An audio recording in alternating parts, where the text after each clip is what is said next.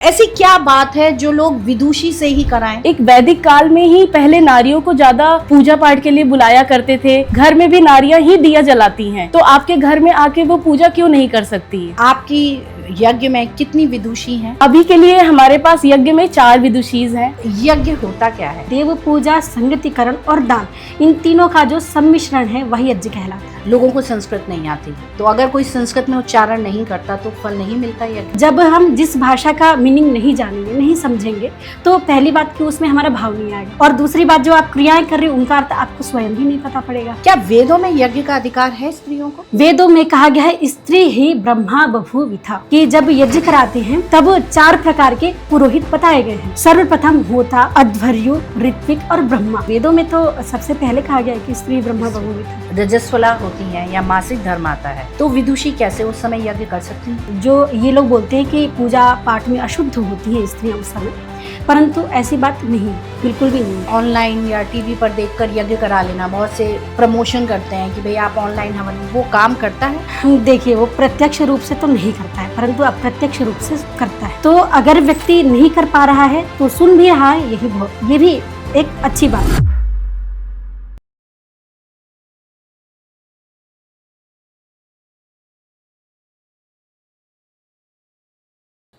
आज मैं मैत्री त्रिपाठी जी के साथ हूँ, जो कि एक नए कॉन्सेप्ट्स के साथ आई हैं। वो है यज्ञ। यज्ञ विदुषियों के द्वारा, यानी महिला पंडित, फीमेल पंडित करती हैं यज्ञ, और इन्होंने ये कॉन्सेप्ट शुरू किया है।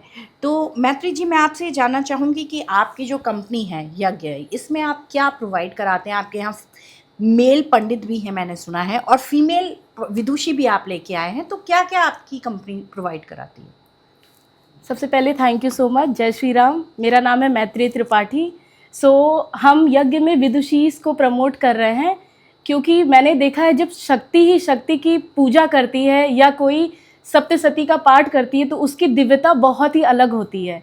वो कभी कभी हमारे गूज बम्स आ जाते हैं जब 2 विदुषीज को आप साथ में बुलाते हैं और वो मंत्र पढ़ती हैं।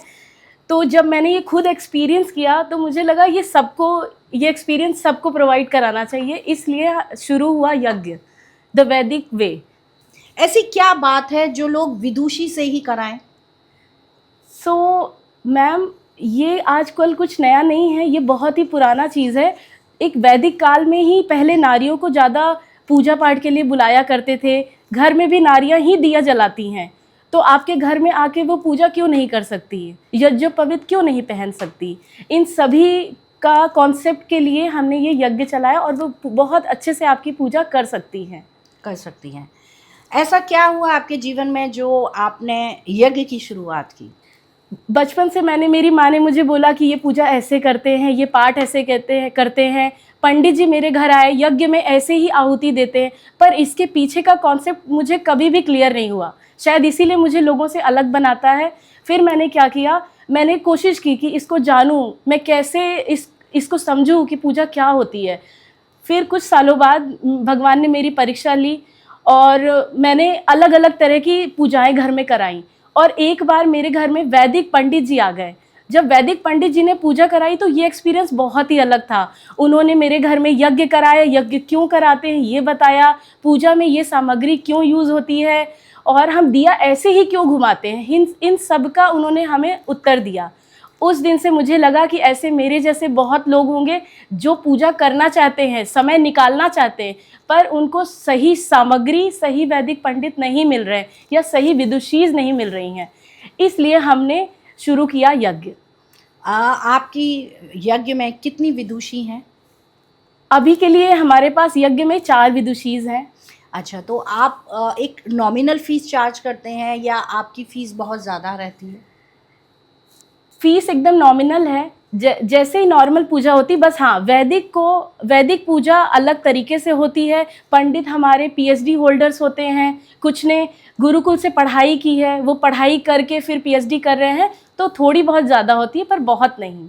अच्छा, तो मैं आप सभी को निमंत्रण देना चाहूँगी कि आप आइए और यज्ञ से जुड़िए और यज्ञ की वैदिक पूजा की दिव्यता का अनुभव खुद करिए। जय माता दी। राधे राधे। स्पिरिचुअल जर्नी में हम स्पिरिचुअलिटी की बात करते हैं, अध्यात्म की बात करते हैं। तो आज जो अध्यात्म के लिए आई हैं वो वाकई ही अध्यात्म से जुड़ी हुई हैं। यानी आज हम बात करेंगे हमारे पुराने ज़माने के यज्ञ की, यज्ञ क्यों किए जाते थे, यज्ञ की क्या महत्व है, और इसके साथ साथ आज के पॉडकास्ट की, आज की चर्चा की सबसे विशेष बात यह है कि जिनसे मैं बात कर रही हूँ वो वैदिक पंडित नहीं है, वैदिक विदुषी है। आप भी चौंक गए ना, विदुषी यानी महिला, फीमेल विदुषी होना एक बहुत बड़ी बात होती है, जो कि हमारे समाज में अब ऑलमोस्ट खो गया है।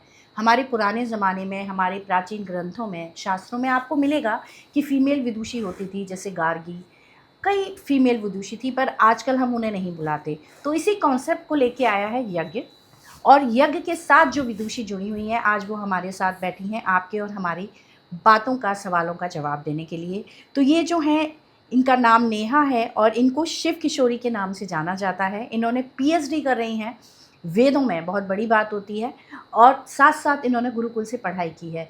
तो राधे राधे। नमस्ते जी, राधे राधे। आप आई, बहुत बहुत धन्यवाद। आज हमें भी कुछ ज्ञान मिलेगा विदुषी के बारे में।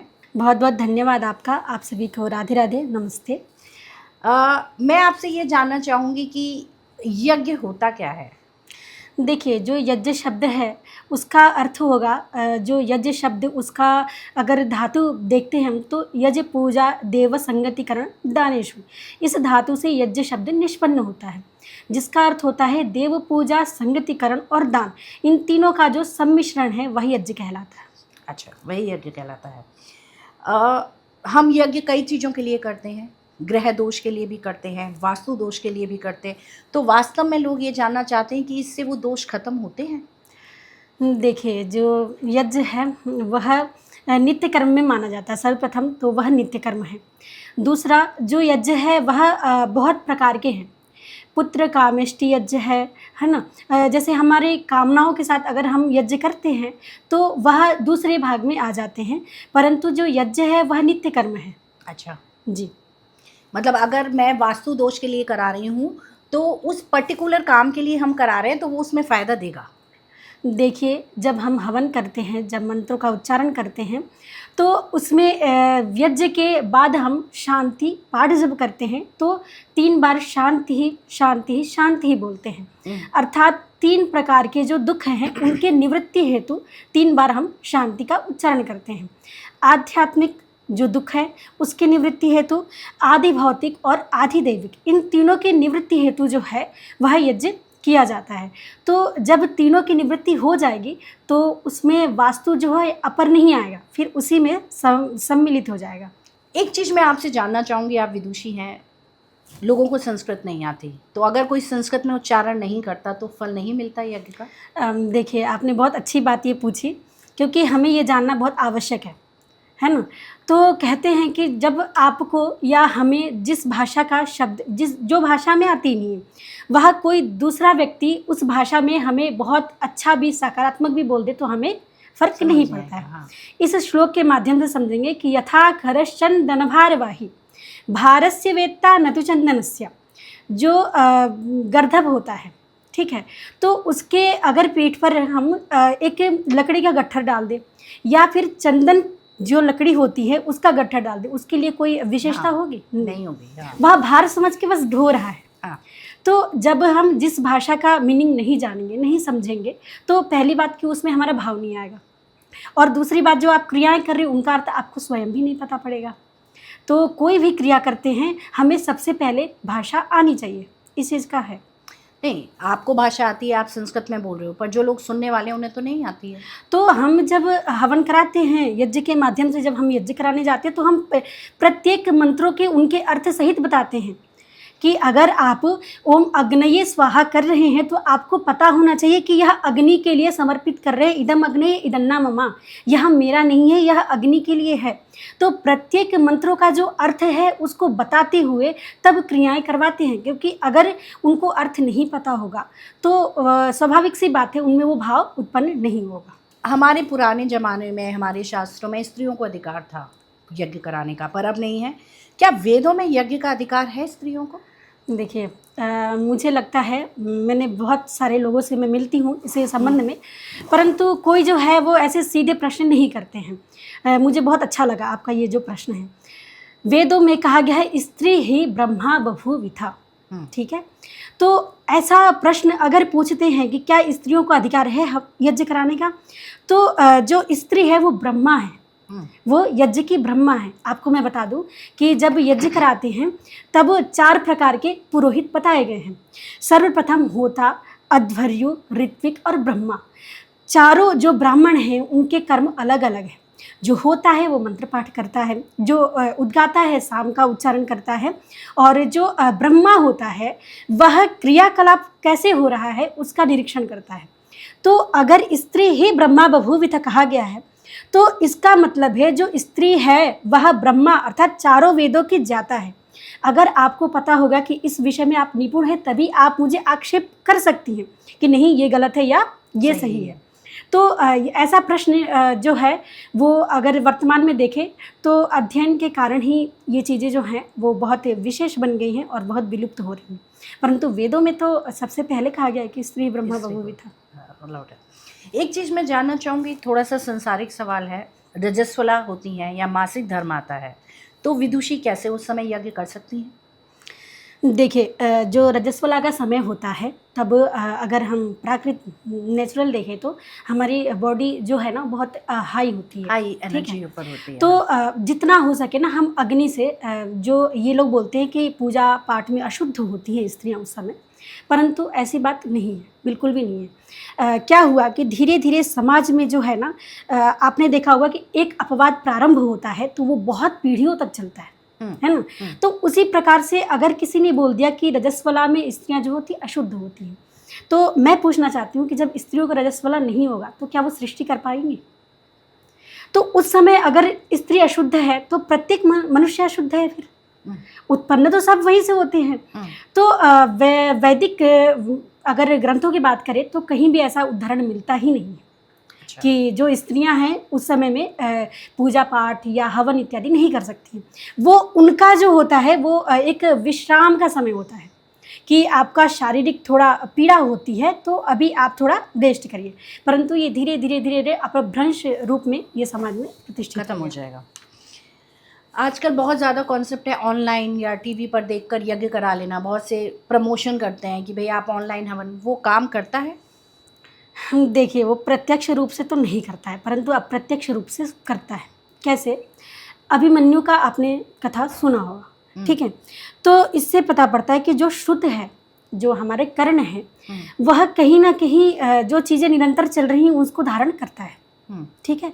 अब किसी बालक को, 5 वर्षीय बालक को आप कोई बहुत एक सॉन्ग सुना दें जो बिल्कुल व्यर्थ का हो, और एक बालक को आप प्रतिदिन गायत्री मंत्र सुनाएं, ठीक है, तो आप देखेंगे कि धीरे धीरे उस स्वभाव में परिवर्तन होने लगता है।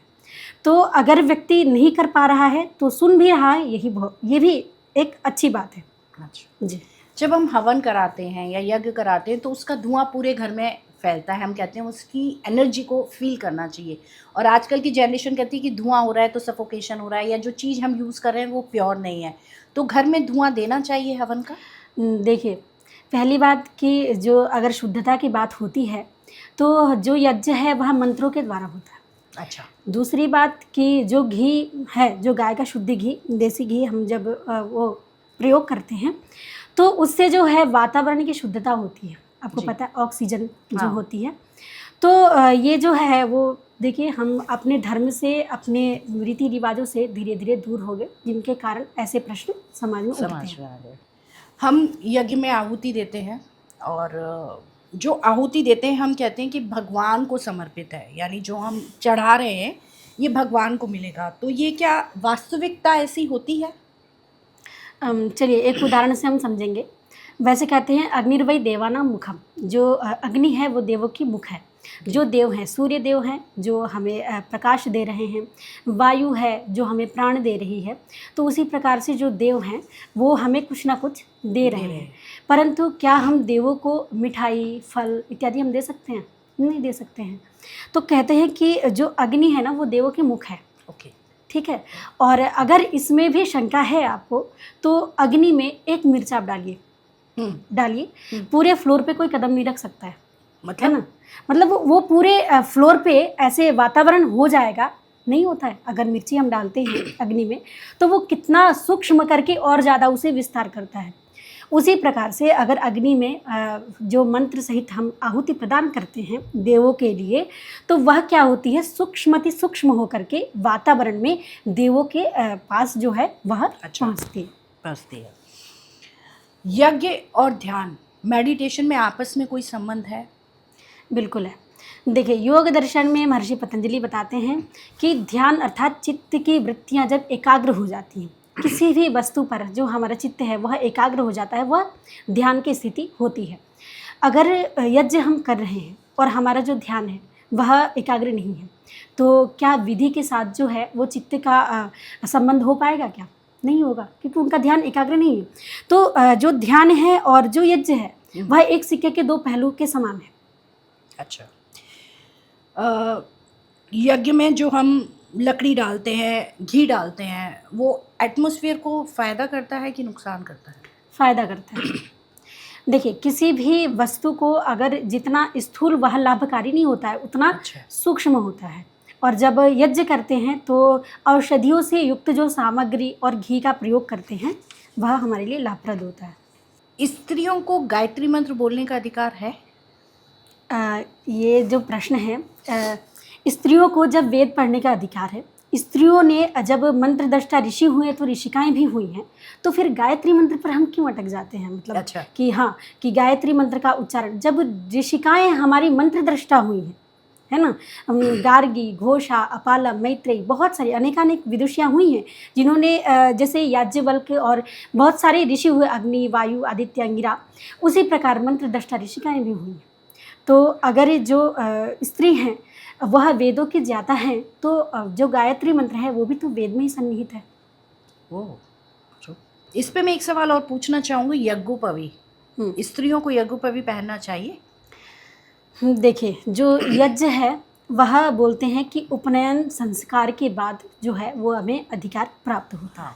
ठीक है, तो उपनयन का अर्थ क्या होता है कि जो ऋण है हमारे ऊपर, देव ऋण, ऋषि ऋण, मातृपितृ ऋण, तो जिस प्रकार से पुरुषों के ऊपर ऋण है, सूर्य जो है प्रकाश सभी को देता है, ऐसा तो नहीं है कि पुरुषों को देता है स्त्रियों को नहीं देता है।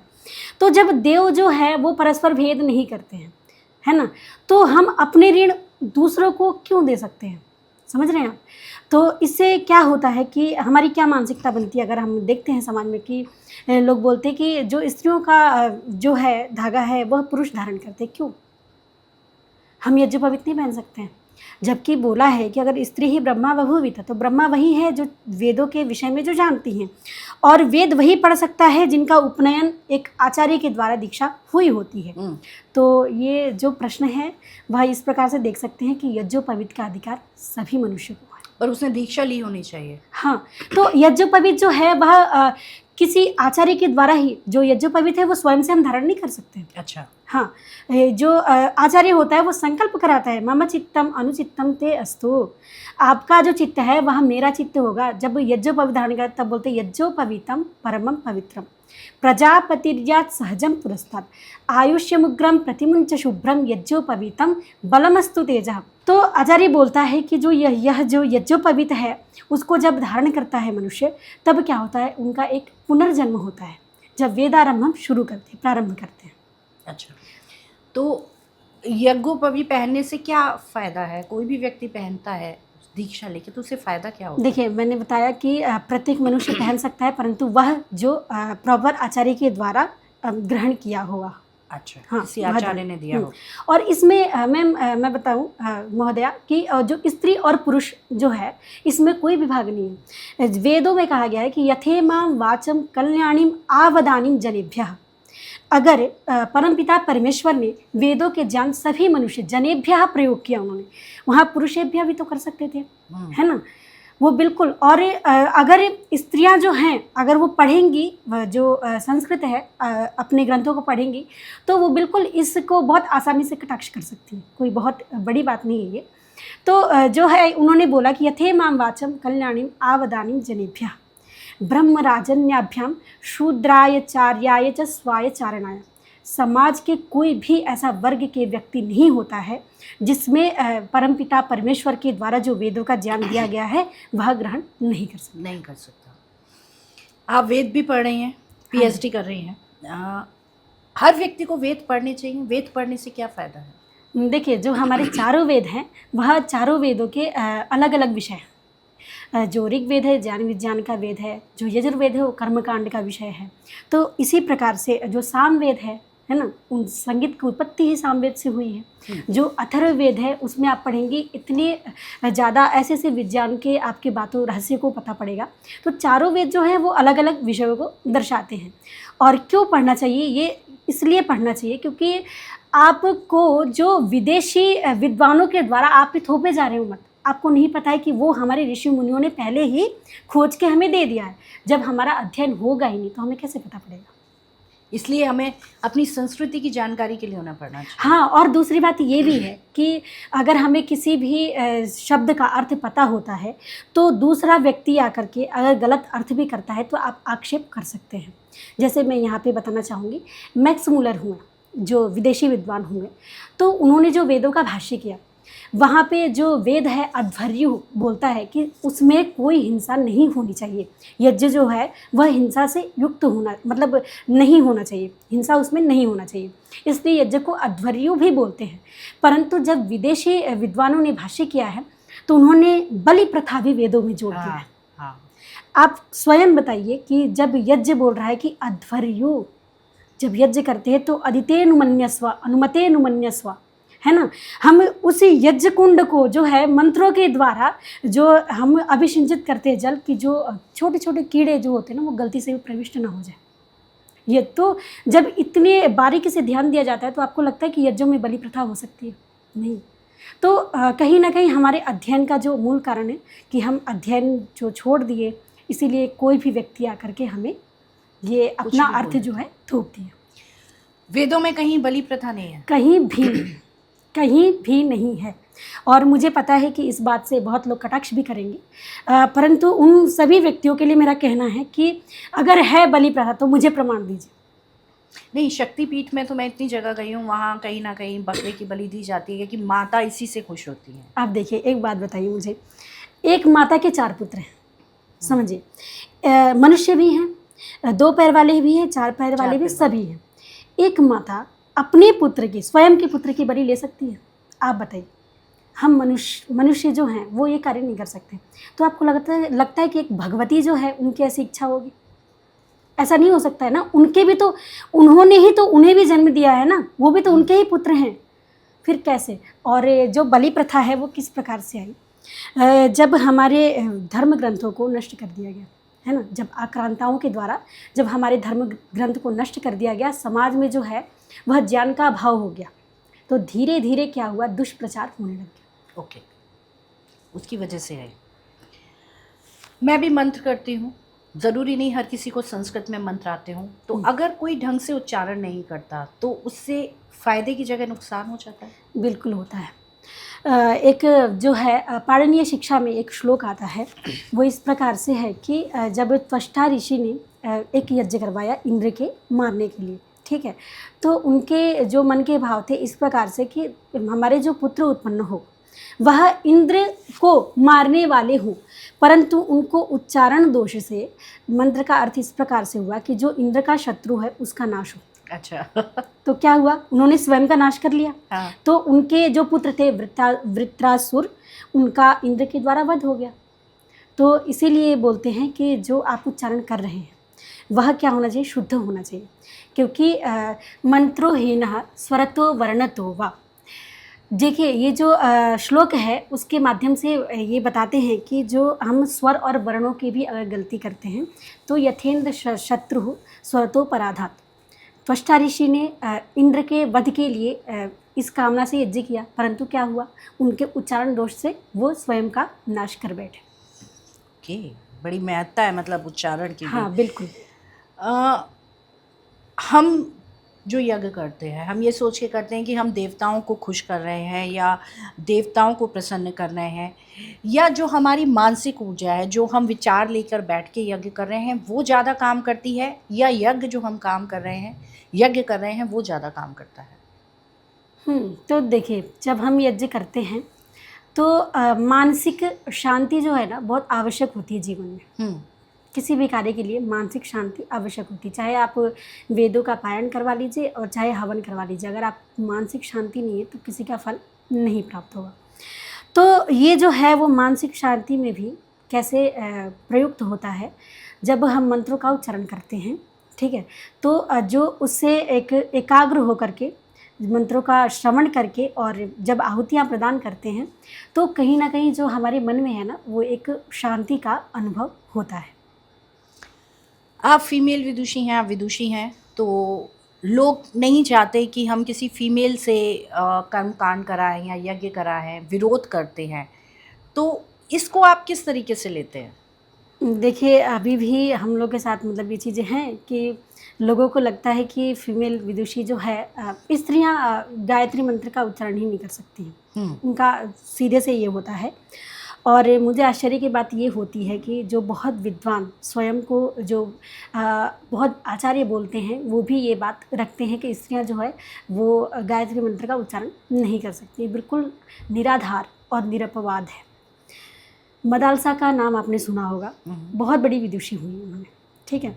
तो उन्होंने जब अपने पुत्रों की शिक्षा देनी प्रारंभ की तो वो बोलती थी, शुद्धोसी बुद्धोसी निरंजनोसी संसार माया परिवत्सरोसी। तो वो बोलती थी कि अपने पुत्रों को कि तुम शुद्ध हो, बुद्ध हो, निरंजन हो, तुम में कोई दोष नहीं है, तुम दोष से रहित हो, ठीक है। ऐसे उन्होंने शिक्षा दे करके अपने जो है 3 पुत्रों को उन्होंने संन्यास दिला दिया, ठीक है। तो राजा को चिंता हुई कि अगर 3 पुत्र जो सन्यासी बन जाएंगे तो फिर आगे का सृष्टि कैसे चलेगी। तो फिर उन्होंने जब बोला तो मदालसा ने बोला, कोई बात नहीं, मैं अपने चौथे पुत्र को जो है वो राज्य मतलब राज चलाने की शिक्षा देंगे। और उन्होंने इतना जो शिक्षा दिया उन्होंने कि जो बालक थे वो आगे जाके बहुत प्रसिद्ध जो है वो राजा बने। तो जब माता जो है वो निर्माता है, अगर माताओं को वेदों के विषय में नहीं पता पड़ेगा, अगर माताएं मंत्र नहीं बोलेंगी, माताएं हवन नहीं करेंगी, तो माता निर्माता भवती। जब स्वयं हमें नहीं आता तो हम अपने बच्चों को क्या सिखाएंगे। तो इसीलिए हमें स्वयं अपने निर्माण के लिए भी और अपने बच्चों का निर्माण करने के लिए भी हमें वेदों को जानना और वेदों को पढ़ना अति आवश्यक है। जो प्राचीन काल में था वो यज्ञ नित्य कर्म में आता था। जैसे नित्य कर्म आप समझ रहे हैं, जो आर्य समाज में तो आज भी रोज यज्ञ होते हैं। बिल्कुल, जो हम गुरुकुल जहाँ से अध्ययन किए हैं वो आर्य समाज गुरुकुल है, बहुत प्रसिद्ध गुरुकुल है, पाणिनि कन्या महाविद्यालय वाराणसी से। अच्छा जी। तो वो जो हैं महर्षि दयानंद ने स्त्री शिक्षा को लेकर के इतना ज़्यादा उन्होंने बढ़ावा दिया, क्योंकि जिस समय उनका काल था स्त्रियों को जो है मंत्रों को श्रवण करने भी नहीं देते, सुनने का भी अधिकार नहीं था। तो महर्षि देवदयानंद ने बहुत बड़ा कार्य किया था स्त्रियों के लिए, और उन्होंने फिर से बताया समाज को कि जो स्त्री है वो अबला नहीं है ना। जो माता है वो निर्माता है। माता जो है वो आश्रिता नहीं है किसी पे, कि जो पुरुष हैं वो जो बोलेंगे, ठीक है। अभी जो है वर्तमान में उसको दूसरे प्रकार से ग्रहण करते हैं कि हम स्वतंत्र हैं। किन कार्यों में स्वतंत्र हैं हम पुरुषों से आगे हैं। किन कार्यों में पुरुषों से आप आगे हैं? दूषित कर्मों में आप पुरुषों से आगे हैं, है ना। बन गए ना वर्तमान में आप कि अगर पुरुष रात भर बाहर रहते तो हम भी रहेंगे जी, हम पुरुषों से कम क्यों हैं। अगर जो पुरुष है भोजन नहीं बनाते, हम क्यों बनाए जी, हम पुरुषों से आगे। तो इन्होंने जो है वो गलत वे में ले लिया। जो माताएं होती थी वो सारे गृह कार्यों को करते हुए वह वेदों का अध्ययन अध्यापन करती थी, और यही होना चाहिए। हाँ, हमारी हिंदू सनातन संस्कृति में उसमें तो बहुत ज़रूरी है इस तरीके से होना। आप यज्ञ से जुड़ी हुई हैं, जो यज्ञ कराते हैं, तो यज्ञ के साथ साथ आप शादियां भी कराते हैं? हाँ जी, बिल्कुल। शादियों में आप जाके पूरे 7 फेरे पूरी विधि विधान से शादियां कराते हैं? बिल्कुल बिल्कुल। तो शादी में भी आप 2 लोग आते हैं? हाँ, वैदिक पद्धति से जो है हम करवाते हैं शादियाँ भी। अगर देखें तो मैं कहना चाहती हूँ कि मैं 16 संस्कार पूरे कराते हैं जी। तो यज्ञ जो बात हुई मेरी मैत्री जी से, यज्ञ और क्या क्या प्रोवाइड कराता है लोगों को? देखिए, उनका जो उद्देश्य है वो यही है कि जो पहली बात की जो फीमेल पंडिता हैं उनको आगे बढ़ाया जाए। जब इस विषय पे मैं एक हवन के द्वारा ही मैत्री जी से मैं मिली थी, और उन्होंने भी देखा कि जो विदुषियाँ हैं, मतलब जो लड़की है, उनको पहली बार इन्होंने मंत्रोच्चारण करते हुए देखा था। तो इनकी बहुत ये उत्सुकता थी कि हम इस विषय पे कुछ कार्य करें, जो कि बहुत अच्छी बात है। हाँ, बिल्कुल। है ना, हमारे पास ज्ञान है, सब कुछ है, परंतु हमारे पास प्लेटफॉर्म तो नहीं है ना। तो इन्होंने हम लोग के लिए तो कार्य किया है, मतलब बहुत बड़ा, मतलब इनका जो लगन है, मेहनत है, बहुत चलता है, मतलब निरंतर पॉजिटिव करते रहना और हो जाएगा, मतलब बहुत अच्छी हैं और इस कार्य को बहुत आगे ले जा रही हैं, बहुत हम लोग के लिए अच्छी। नहीं, बिल्कुल नया कॉन्सेप्ट है कि विदुषी पंडित हों, विदुषी हों जो मंत्र उच्चार करें, शादी कराएं, क्योंकि पंडितों को तो हम बहुत, मेल पंडित तो हर जगह मिल जाते हैं, पर फीमेल पंडित जब बैठती है तो सब लोगों का अटेंशन हो जाता है वहाँ की, अरे भाई ये तो कुछ नया है, आज कुछ नई चीज़ होने वाली है जो हमने कभी नहीं सुनी, क्योंकि जनरली कॉन्सेप्ट ये होता है कि अगर फीमेल है तो गलत ही बोलेगी, बिल्कुल अच्छा बोलेगी नहीं, पर ये कॉन्सेप्ट इज़ वेरी न्यू, मतलब अच्छा है अगर हम किसी तरीके से अपने समाज में जो प्राचीन काल हमारी संस्कृति थी हम उसे दोबारा से स्थापित कर सकें। हम रोज़ न्यूज़पेपर पढ़ते हैं, मुझे कहीं ना कहीं लगता है कि हमारा चारित्रिक हनन हो गया, यानी जो हमने जो बचपन में पढ़ा वो आज हमारे बच्चे नहीं सीखते या नहीं सीखना चाहते। तो कहीं आपको लगता है कि ये शिक्षा बच्चों को बचपन से देनी चाहिए? बिल्कुल देनी चाहिए। देखिए जो छोटे बच्चे हैं उनमें बहुत सारे प्रश्न होते हैं, जैसे कि मैं बता रही हूँ कि बच्चों का ये भी प्रश्न होता है कि हमें नमस्कार क्यों करना चाहिए, हाँ, हमें पैर क्यों छूना चाहिए। हाँ। तो अगर एक जो बच्चा है वो अगर माँ से पूछता है तो क्या उनका रिप्लाई होगा, क्यों नमस्ते करते हैं, आपको कारण पता है? नहीं, मतलब अधिकतर लोग जो हैं उनको कारण नहीं पता है। तो कहते हैं अभिवादनशीलस्य नित्यं वृद्धोपसेविनः चत्वारि तस्य वर्धन्ते आयुर्विद्या यशोबलम्। तो जब हमें पता होगा तो हम बच्चों को बताएंगे कि अभिवादन से 4 चीज़ों की वृद्धि होती है।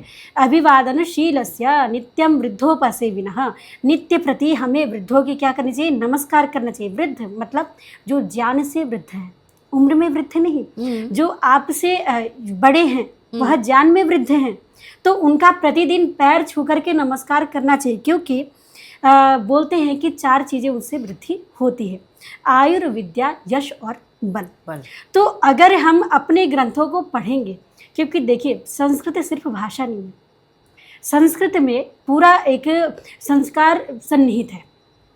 नैतिक शिक्षा की अगर बात करें तो आप जब संस्कृत पढ़ते हैं तो आपको पता चलता है हर एक प्रश्न का उत्तर होता है आपके पास। और दूसरी बात, जो संस्कृत है वह नैतिक पतन तो नहीं करा सकती। सब भाषाएं जो हैं वो अपनी अपनी जगह पे बिल्कुल उचित है। और वर्तमान में भी अगर देखें तो आप किसी भी देश में चले जाइए, भारत को छोड़ करके, प्रत्येक व्यक्ति लैंग्वेज के तौर पे हो सकता है वो दूसरी भाषा बोलता हो, पर वहाँ की अपनी भाषा जो है वो प्रत्येक व्यक्ति को आता है ना। हाँ, हम भारत में रहते हैं, कितने प्रतिशत ऐसे लोग हैं जिनको संस्कृत आती है, बताइए? नहीं आती। और दूसरी बात, वो सीखना चाहते भी नहीं है।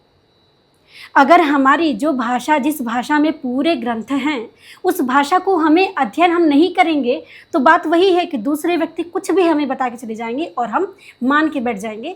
अब जैसे मनुस्मृति का ही ले लीजिए आप, जो लोग मनुस्मृति का विरोध करते हैं, कितने ऐसे व्यक्ति हैं जो मनुस्मृति को पढ़े हैं। जब मनु महाराज बोलते हैं यत्र नार्यस्तु पूज्यन्ते रमन्ते तत्र देवताः यत्र स्तास्तु न पूज्यन्ते सर्वास्तत्र अफला क्रिया। जिन मनु महाराज का ये विचार है कि जो स्त्रियां हैं वो अगर जहाँ पे पूजी नहीं जाती हैं वहाँ पे सारी क्रियाएं जो है अफल हो जाएंगी। उसी मनु महाराज का अगले कुछ अध्यायों में कैसे विचार बदल सकता है, बताइए? सोचने वाली बात है। कारण क्या है? हमारा अध्ययन होता नहीं, ठीक है, और ना हम दूसरे से सीखना चाहते हैं। मैं अगर बताऊं कि मैं फ्री में संस्कृत सिखाना चाहती हूँ, मेरे से कोई लोग नहीं जुड़ना चाहता। कोई नहीं जुड़ेंगे। क्या संस्कृत सिखाएंगे, है ना? संस्कृत सिर्फ उनके मन में ये चलता है पंडितों की भाषा है, परंतु आप संस्कृत के बारे में क्या जान रहे हैं? तो अगर हम बोलते हैं कि हम आपको जो है निःशुल्क संस्कृत पढ़ाना चाहते हैं या पढ़ना, मतलब आपको जो है निःशुल्क, बिल्कुल कोई भी शुल्क नहीं लगेगा, फिर भी लोग नहीं पढ़ना चाहेंगे। नहीं। और ये बहुत गर्व की बात बिल्कुल भी नहीं है, ये हमारे लिए शर्म की बात है कि जिस देश में हम रहते हैं उसकी भाषा हमें नहीं पता है। तभी कोई भी व्यक्ति मनुस्मृति, वेद ग्रंथ, किसी भी ग्रंथों पर टिप्पणी करके चल देते हैं और हम उन्हें यथार्थ मान भी लेते हैं। अगर आप पढ़े होते तब ना बताते कि वेदों में बलि प्रथा नहीं है। जो वेद कहता है कि जो हवन है उसमें हम हिंसा तक नहीं कर सकते हैं, नॉर्मल चींटियों का भी, वो वेद में कैसे आदेश हो सकता है कि आपको बलि प्रथा का वो है? और मैं आपको मैम बता दूं कि जैसे कि वेदों की जो भाषा है, जो संस्कृत है, वह बहुत ही व्यापक है। अच्छा। जैसे कि अगर वहाँ पे गो शब्द आता है तो गो का अर्थ गाय तो बिल्कुल भी नहीं, गो का अर्थ होता है वाणी, और हमें पता कैसे पड़ता है, तो एक वैदिक शब्दकोश है जिसको बोलते हैं निघंटु।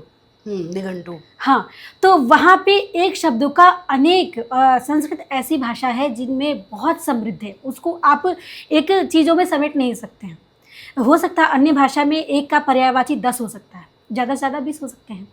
संस्कृत में वाणी का गौः, गुमा, जाग, क्ष्माक, शोणी, क्षिति, अवनी, उर्वी, पृथ्वी, मही, रिपः, अदिति, इडा, मतलब अनेकानेक है।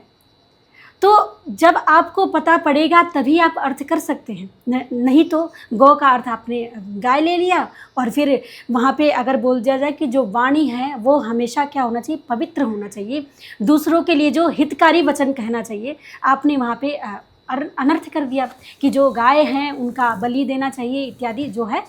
तो बस ऐसे अर्थ का अनर्थ हो रहा है क्योंकि हम भाषाओं से दूर हैं अपने।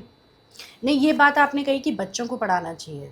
मेरा बहुत समय से मन है वेद पढ़ने का, तो अगर मैं पढ़ना चाहूँ तो मुझे क्या पढ़ना चाहिए? देखिए, मैंने वही बताया कि अगर हमें प्रारंभ करना है तो जिनका बैकग्राउंड नहीं है संस्कृत से, तो आप सीधे वेद क्यों पकड़ेंगे? आप सबसे पहले संस्कृत पढ़ेंगे। सबसे पहले आप संस्कृत का जो मूल है वो जानिए। ओके। हाँ, आपको मैं बोलूँगी कि सबसे पहले शिक्षा ग्रहणम तु वेदस्य। जो शिक्षा है, शिक्षा मतलब जो उच्चारण स्थान है हमारा, है ना, कि कौन सा जो वर्ण है कहाँ से उत्पन्न होता है, किसका उच्चारण कैसा होना चाहिए, तो सबसे पहले शिक्षा से हम प्रारंभ करते हैं, फिर व्याकरण तक पहुँचते हैं, फिर ज्योतिषामयनम चक्षुः। जो ज्योतिष है वो वेदों के क्या है, चक्षु है। निरुक्तम श्रोत्रमुच्यते। तो क्रमशः जो 6 वेदांग हैं, तो सबसे पहले जो वेद आपको पढ़ना है तो एक सीढ़ी है प्रॉपर कि आप यहाँ से प्रारंभ कर सकते हैं। आज हमने बात की वेदों की, यज्ञ की, और उस चर्चा में सबसे ज़्यादा इंटरेस्टिंग था विदुषी कॉन्सेप्ट, जो हमने विदुषी वाला कॉन्सेप्ट लिया, फीमेल विदुषी, जो जिनको हम कभी भी नहीं समझते। हमें लगता है नहीं पंडित जी आ गए बस हो गया काम, पर ऐसा नहीं है। इन्होंने आज नया कॉन्सेप्ट बताया, नई चीज़ बताई, और मुझे भी लगा कि वाकई में, और जो इनका संस्कृत पर ज्ञान था या मंत्रों पे ज्ञान था वो बहुत ही बढ़िया था। मुझे लगता है आपको भी अच्छा लगेगा। इस चर्चा में मुझे बहुत मज़ा आया। नीचे हम आपको डिस्क्रिप्शन में दे देंगे यज्ञ के बारे में जो इसका इनिशिएटिव ले रहे हैं। तो आप यहाँ आए नेहा जी, आपका बहुत बहुत धन्यवाद। बहुत बहुत धन्यवाद, आपने बुलाया और ऐसा मौका दिया चर्चा का। इस चैनल को लाइक और सब्सक्राइब ज़रूर करिएगा। अगली चर्चा किस टॉपिक पर चाहते हैं, किस व्यक्तित्व के साथ आप मुझे देखना चाहते हैं, या क्या आपके सवाल हैं, हमें ज़रूर अपडेट करिएगा। राधे राधे।